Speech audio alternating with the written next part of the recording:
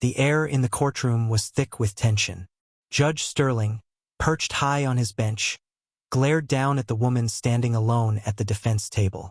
His voice boomed across the room, dripping with contempt. "You must not know how to read, you black woman," he mocked. "This is a court, not a zoo for stupid monkeys. I thought you'd at least know how to dress for a trial. Or is that too much?" Suppressive chuckles rippled through the room.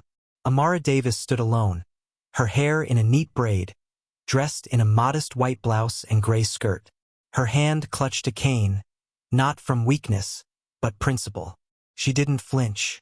"Do you even know why you're here?" Sterling asked, sneering. "Should I draw it out in crayons for you?" Still, she remained silent. The hum of the air conditioner seemed louder than the breathless crowd. "Swear her in," he ordered flatly, then muttered under his breath, loud enough to shame. "Dumb." Amara raised her eyes. "Come." Focused, the clerk swore her in. Before she could speak, Sterling cut her off again. "Can you read, Miss Davis? Or would it help if we used flashcards with jungle animals? Maybe a monkey would help you understand." Laughter again, restrained, awkward. She stepped forward, ready to speak. "But shut up," he shouted. "You speak when I say so. Who do you think you are?" A single tear slid down her cheek. "Look, she's crying," he smirked. "Always so emotional, unless they're rioting or looting." A murmur passed through the benches. One woman shook her head. A bailiff turned his eyes away. "What's the charge again?" Sterling asked. "Fraud? Falsifying documents? Surely not writing her own name." Finally, Amara began to speak. "I'm being accused of violence."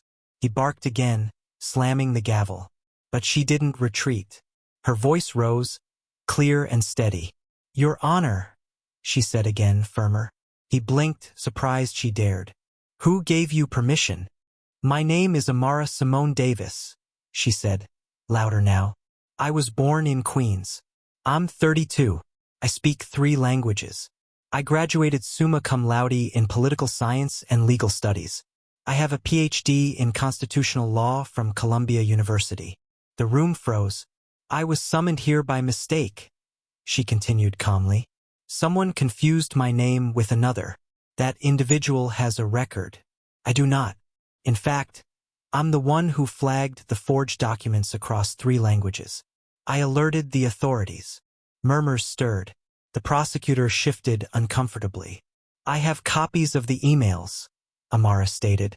"Physical evidence was handed to your office, which no one cared to check." The judge clenched his jaw. "I'm not the problem," she said firmly. "I was the warning." Pen dropped somewhere. A woman in the gallery slowly began recording with her phone. "And by the way," Amara continued, her voice sharp, "I'm not Miss Davis. I'm Dr. Davis, Human Rights Advisor to the Senate Judiciary Committee." No one breathed. The side door creaked open. A tall man in a navy suit entered silently, clean-cut, briefcase in hand. He walked straight down the aisle. "And who are you?" Sterling snapped. The man raised a gold badge. "Special Agent David Chun, Judicial Integrity Division, DOJ. We've been observing this case with great interest." The air shifted. Sterling reddened. "This is my courtroom," he thundered. "I won't tolerate process," Amara said quietly. "You call this a process?" He pointed at her again. "Silence. This isn't Harlem. You don't parade your fake degrees here. I've seen your kind. Pretending to be more than you are." The room was ice. Just another black woman with delusions of grandeur. He spat the words and gasps filled the room. A young man in the gallery stood, fists clenched. "It's over," Amara said. "Still, you don't decide anything here." Sterling snapped. "But I do," Agent Chun said, stepping forward, envelope in hand. "You've been under investigation. Racism, abuse of power. This trial confirmed everything." Sterling paled. This is a trap. This is justice," Amara replied calmly. But a second figure entered from the rear. A silver-haired woman in a light suit, glasses dangling from a silver chain. She moved with purpose, her heels striking the marble floor. Sterling froze. "What are you doing here?" "My name is Eleanor Vance," she said, firm but composed. "President of the National Council of Judicial Ethics. I am here to enforce immediate suspension." "You can't." "Dr. Davis was summoned here based on a fabricated accusation inflated by your personal biases and racial prejudice." "Lies." "Enough," he snapped. "You have no authority anymore." The room rippled with whispers. Phones were out. Everyone stood still except Amara. "I have something to say," Amara said. Vance nodded. The room hushed. "For years," Amara began, her voice clear and measured, "they looked at me like you did today, as if my skin were a crime. I studied. I worked. I endured. Not because I needed to prove something to you, but because I knew my worth." A long pause. "But you never ask who we are. You only ask how much you can break us." The jury held their breath. "You were wrong about me, but how many have you been wrong about before? How many black women were called dumb just for not having degrees they were never allowed to earn?" She turned to the gallery, to the phones, to every watching eye. "You humiliated me, and I know you won't apologize. Men like you never do. You just lose power." She stepped forward again, her voice rising. "I want this trial seen. I want every second of this recorded. I want young girls, black girls, to see this moment, to know they can rise, even when..." Suddenly, the rear doors opened again, slowly revealing yet another figure stepping into the courtroom. 2 weeks later, in the office of the State Attorney General. "Are you sure about this, Dr. Davis?" a lawyer in a gray suit asked, glancing at the complaint in front of him. "More than ever," Amara responded firmly, handing over a well-prepared folder. Inside was a detailed accusation against Judge Sterling. Discrimination, abuse of power, obstruction of justice, and more. "They protected him for years," Amara said, her voice steady. "But for years he destroyed lives. Removing him from the bench isn't enough. He has to face the law like anyone else." The Attorney General looked at her in silence for a few seconds, then nodded. "We'll begin the process." 3 months later, State Criminal Court. Now, Judge Sterling was in the defendant's seat. No robe, no gavel, no power. He avoided the cameras, but his eyes couldn't escape Amara's unwavering gaze. She stood in front of the courtroom, not as a victim, but as a representative of those he had harmed. "I speak not just for myself, but for those who were silenced," she began. "The ones who never had the chance to speak against this man." The prosecution laid out the evidence. Recordings, ignored emails, testimonies from defendants and court employees. It was a portrait of a man who had used the law as a weapon to break those who couldn't fight back.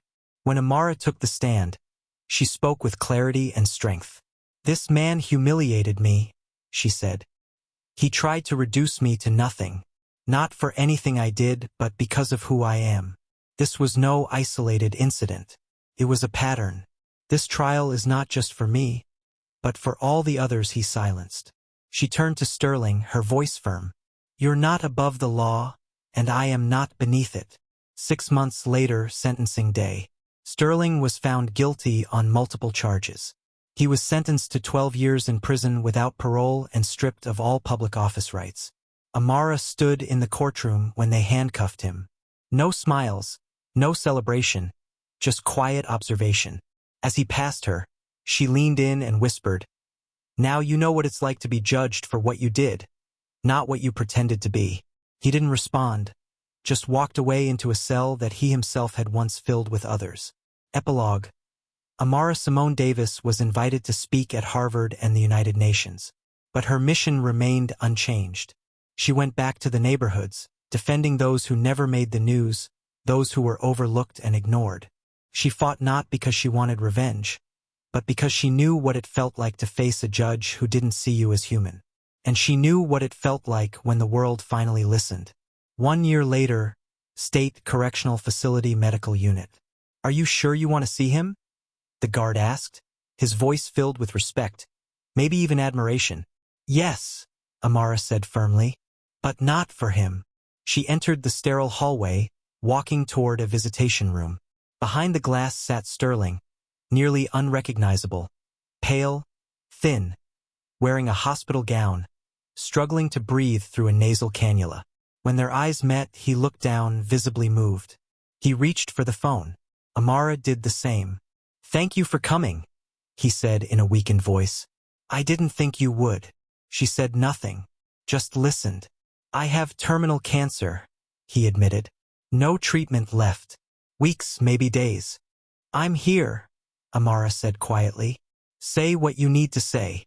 Sterling struggled with his words. "All my life, I thought power was about having the last word, about mocking, controlling. I was raised to think that way. I was praised for being harsh, but I was never strong. I was cruel." Amara stayed silent. "And when you spoke that day, I realized what I truly am. I saw everything I destroyed to keep my false authority. I can't undo it. But if you'll listen, I want to apologize. Not for myself, but for everyone I hurt." She looked at him. No hatred, no compassion, just truth. "I didn't come here to forgive you," she said. "What you did can't be erased. But I came to tell you something." He lowered his head. "You tried to break me," she continued. "You failed. What I am doesn't depend on your judgment. It depends on what I chose to become. Even when no one saw me." Tears filled his eyes, and he wept in silence. "When you leave this world, take this with you. You didn't break me. You made me stronger." Amara hung up the phone and stood. Before leaving, she glanced at him one last time. "Justice exists, Mr. Sterling. You proved it." She turned and left, the door closing softly behind her. Sterling sat there alone with a dead phone in his hand. For the first time in his life, he didn't want to speak anymore.